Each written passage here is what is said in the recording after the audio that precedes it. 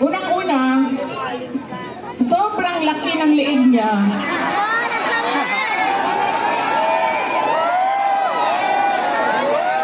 naiipit na yung boses niya.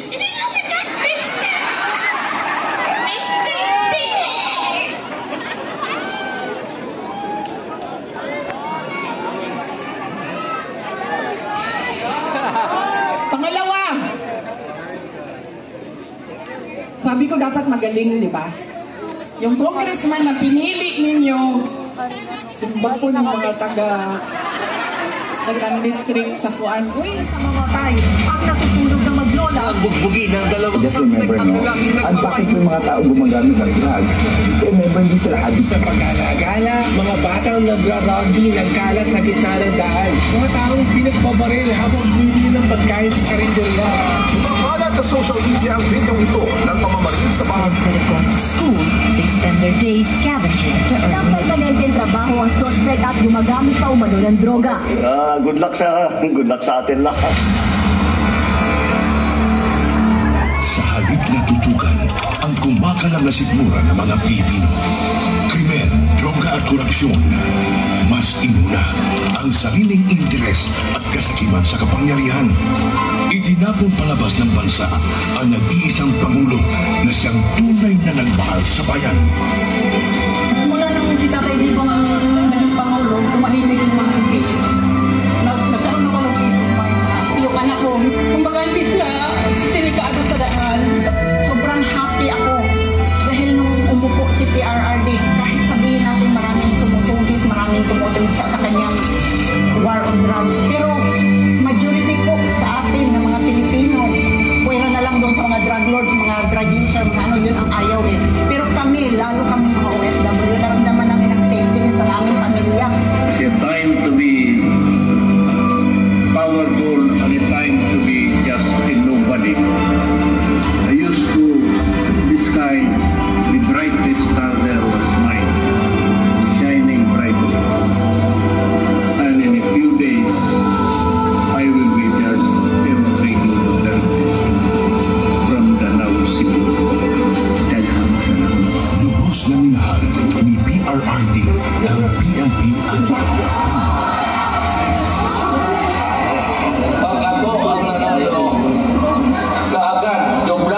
Sweldo ng pulis pati militar. Pero sila lang din pala ang gagamitin laban sa kanilang dating Commander-in-Chief. Hihilahin yan. Hihilahin mo yan. Kung maniwala ka, hihilahin mo yan. Ano ba ang damage ng government interest? Kung hintayin ko lang yung dalawang anak. Anong darating sir? Huwag na tayo mag-debate nito. This is not the place for debate. Hindi mo. Guys! Hindi po kanina. Hindi me sir. Hindi nyo magugustuhan na nasunod na order.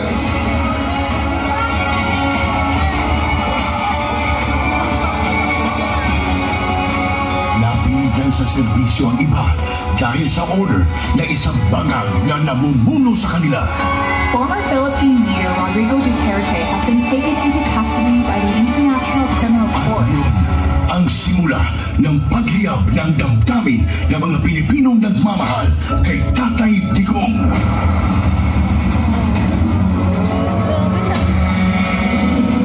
Lumiyab ang sambayanang Pilipino.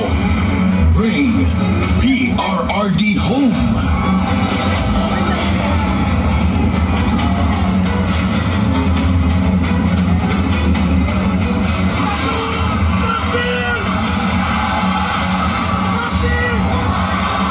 Iisa lang ang sigaw. Duterte saan man sa mundo.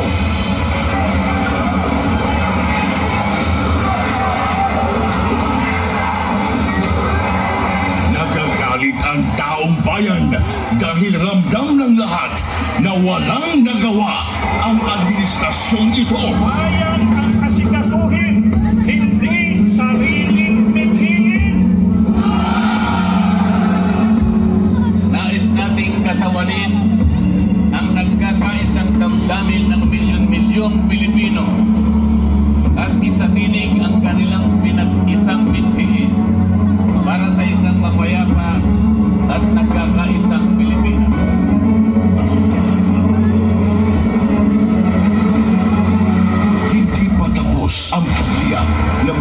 desisyon natin dahil nagpapatuloy pa din ang kasamaan habang nalulugmok na ang inang bayan. May kawat ni Marcos ang atong bomb reserves. Sa pagpapatuloy ng oral arguments sa 89.9 billion peso transfer ng pondo ng Philippine Health Insurance Corporation sa National Treasury, muling binusisi ng mga maestrado ang paggamit ng ahensya sa perang mula sa mga kontribusyon ng mga miyembro nito.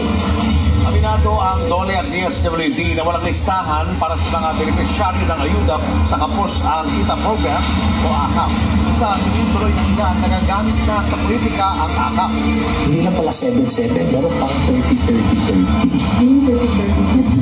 Yung 30-30 naman, kung ikaw ang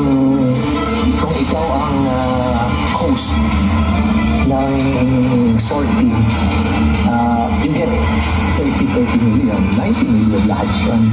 30 million AIX or ata 30 million na MAIT and 30 million na tupad. Sa kanyang 15 taong karanasan bilang kongresista, ngayon daw nakakita si Davao City Representative Isidro Ungab ng ganitong sistema sa Bicameral Conference Committee. Ang pinutukoy niya ay ang mga blankong line items sa Bican Report ng 2025 National Budget na anyay labag sa batas. Partikular dito ay ang missing budget amounts sa Department of Agriculture at ang program funds na 6 bilyon sa halaga. Good luck sa atin lahat. Na-promote pa nga ang mga instrumento ng panghihitap kay PRRD. Police Brigadier General Jean Fajardo and family, the chief of the PNP and his family to join the president for a photo opportunity. Walang titigil para sa bayan. Maybe when I say my farewell, I get to live on the last day of my term. I'd like to say something and maybe I'll cry. Gusto kong umiyak dahil hindi ko maanong taong binigay nila ng pagmamahal sa akin. Totoo lang. You can save the Philippines. And now vote Duterte.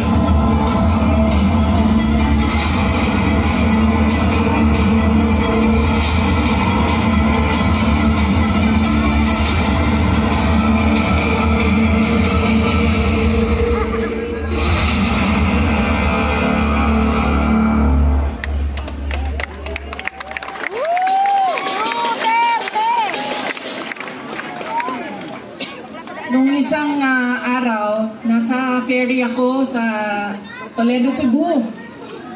Patawid kami papuntang San Carlos City sa Negros Occidental. Tumawag sa akin si Pangulong Duterte.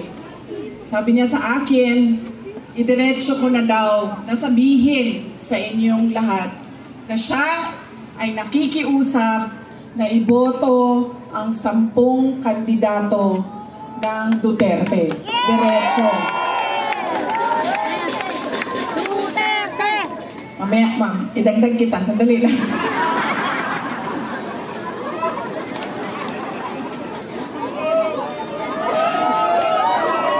Grabe, ang awkward talaga. Grabe. Hindi ikaw ang pinapahirapan ko, ha? Ikaw ang nagpapahirap sa akin ngayong gabi na ito. Nahihirapan ako kasi alam mo, magkaibigan tayo. Alam ko kung gaano katino at gaano katalino mo. Kaya...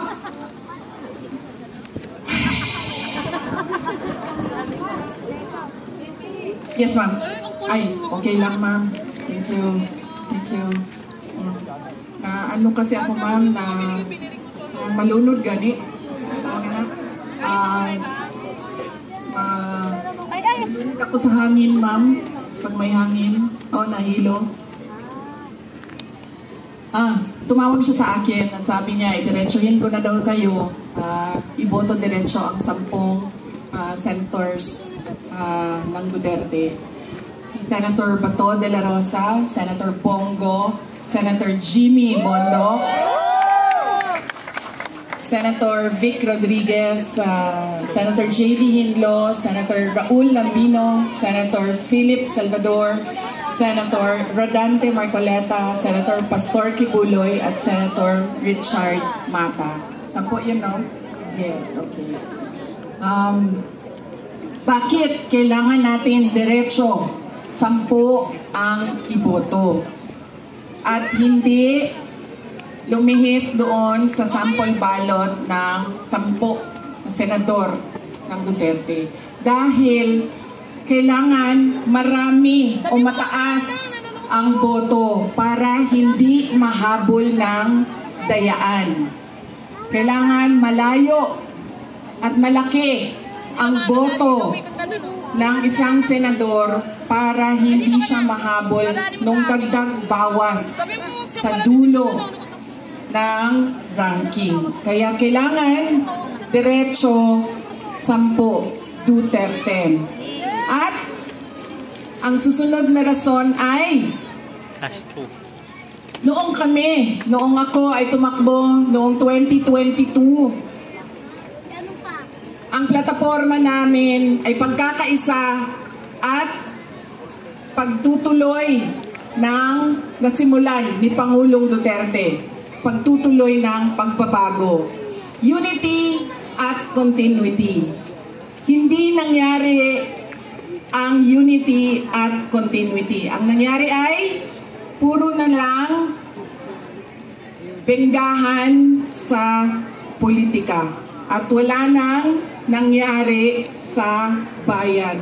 Puro na lang bigay ng pera na hindi naman nakikita kung totoo ba talaga na yung buong budget ay ibinigay sa mga kababayan natin. Dahil minsan sinasabi ninyo 3,000, minsan 1,000. So hindi natin alam dahil walang listahan ang pagbigay ng pera.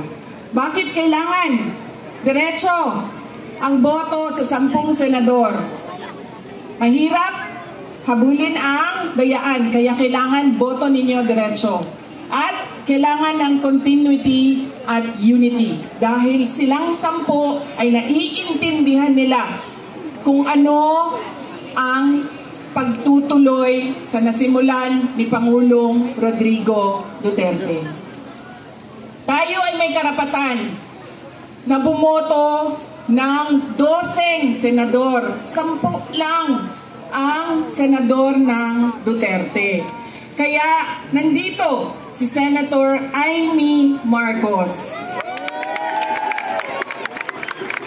na humihingi ng tulong ninyo para siya ay maibalik sa Senado at maituloy niya ang pag-imbestiga ng pagnanakaw kay dating Pangulong Rodrigo Duterte.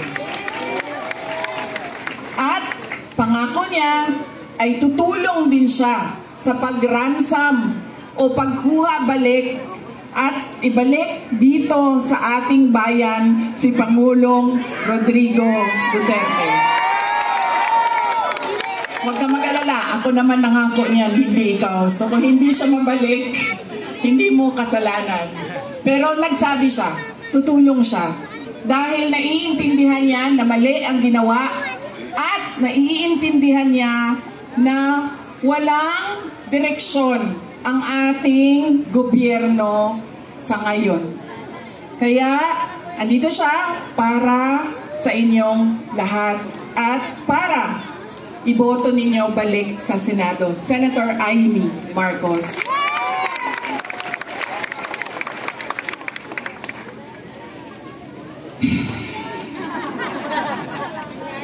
So, ang nakalimutan ninyo kanina ay yung pangako. Sabi ko, di ba? Check ninyo ang pangako kung natupad pa bago ninyo iboto ulit. Yan yung ang pag-check niyan ba parang ano, yung politiko ba parang boyfriend yan ba? Di ba? Ang lalaki kapag nanliligaw, isasabihin sa iyo ang lahat. Bibigay sa iyo ang lahat. Sasabihan ka, ano sasabihin, ma'am? Hindi kita iiwan. Ano pa? Mahal na mahal kita. Ano pa? Hindi kita pababayaan. Ikaw lang mag-isa. Habang buhay. Ha? Hindi kita papaiyakin. Pero anong ginawa nila sa inyo? Pinaiyak. Iniwan. Sinaktan. Ganyan. Ganyan ang isipin ninyo. Pagpili ninyo ng mga kandidato ngayon. Ang pangako, 20 pesos ang kilo ng bigas. Na hanggang ngayon ay hindi pa naibibigay. Kaya, anong pwede ninyong gawin? Huwag ninyo alam mo, tayong dalawa talaga makukulong dyan sa tanggalin mo. Huwag ninyo iboto ang mga kandidato niya.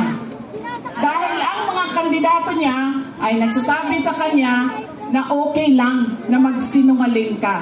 Okay lang na hindi mo tuparin ang pangako mo sa mga tao. Huwag ninyo iboto ang mga kandidato ni Nino. Na nangako ng 20 pesos na hindi. So, sino ang mga, alam niyo, nagtataka ako sa inyo, ha? Yung congressman ninyo dito,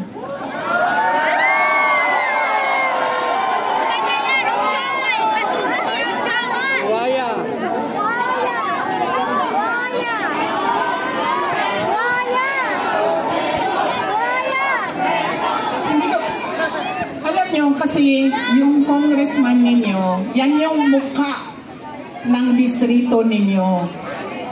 Yan yung pambato ninyo doon sa House of Representatives.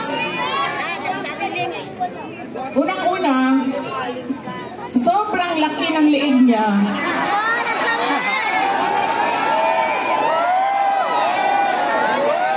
naiipit na yung boses niya.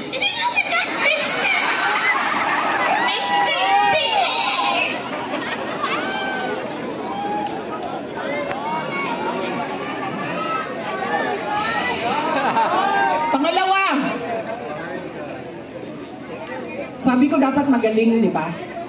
Yung congressman na pinili ninyo, simba po ng mga taga Second District sa Fuan. Uy! Inakusahan niya ako ng, lahat, inakusahan niya ako ng lahat-lahat na, pero wala man lang siyang isang ebidensya na sinabi na ito ang nagpapatotoo na buwisit talaga yung babaeng Inday Sara na yan. Wala. Kaya pag bumili kayo ng muka ng distrito ninyo, saan na yung congressman ninyo? Ayan!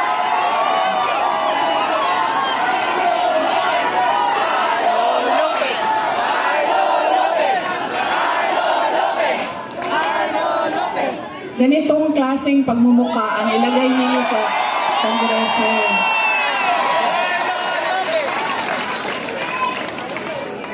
At ganitong klaseng kapasidad. Hindi ko alam, ano bang nangyari noong 2022 at yan ang binoto ninyo? Ikwento nyo nga sa akin. Ikwento nyo sa akin.